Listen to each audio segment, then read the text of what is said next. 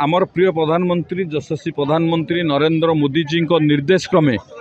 सारा भारत वर्ष रे तिरंगा यात्रा करा जाउची एवं प्रति घरे हर घर तिरंगा माध्यम रे प्रति घरे मध्य तिरंगा पताका उड़ीब। आम भितर जातीयता मनोभाव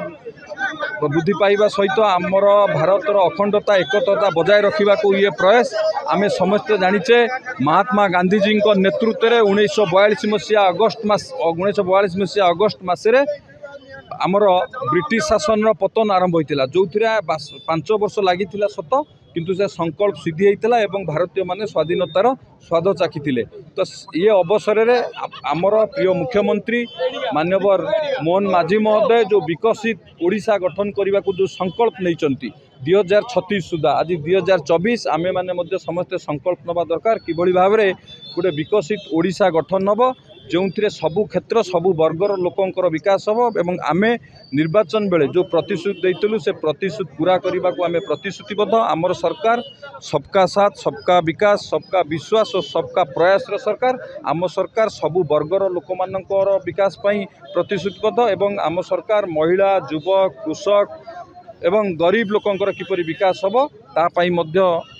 सबु प्रकार रणनीति प्रस्तुत करिछि एवं निर्वाचन में जहाँ जहाँ आम प्रतिश्रुति देइथलु आमर जो संकल्प अच्छी 2036 सुधा एक ओडिशा को एक विकसित राज्य में परिणत करियो।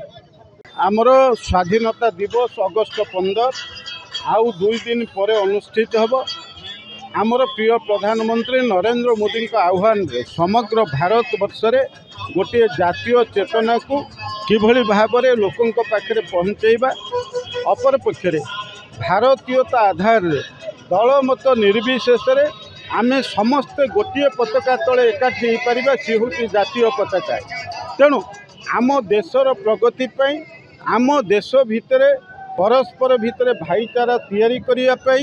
एवं देश को देशर अर्थनीतिर अभिवृद्धि पई ता सहित सामाजिक स्तर रे आम परस्पर भितर भाईचारा को रखिया पई ये जो भावना नरेंद्र मोदी अच्छी आमर प्रधानमंत्री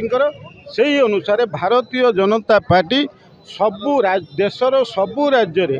प्रति घरे घरे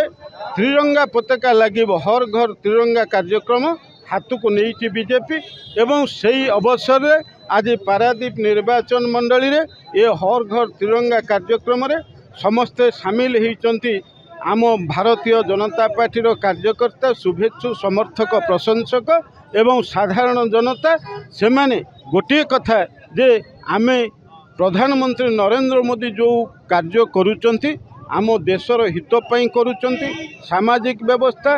अर्थनैतिक व्यवस्था राजनैतिक व्यवस्था ये सबु क्षेत्र में किभली भाव में आमे आगु को जीवा एवं परस्पर प्रति आमे सहिष्णु मनोभाव पोषण करी देशर अर्थनैतिक प्रगति के आगु को नबा एवं जातीय चेतना को उद्बोध करवा ये जो भावना से अनुसार ये कार्यक्रम हर घर तिरंगार कार्यक्रम। तेणु आज पारादीप निर्वाचन मंडली रे ये कार्यक्रम अनुष्ठित।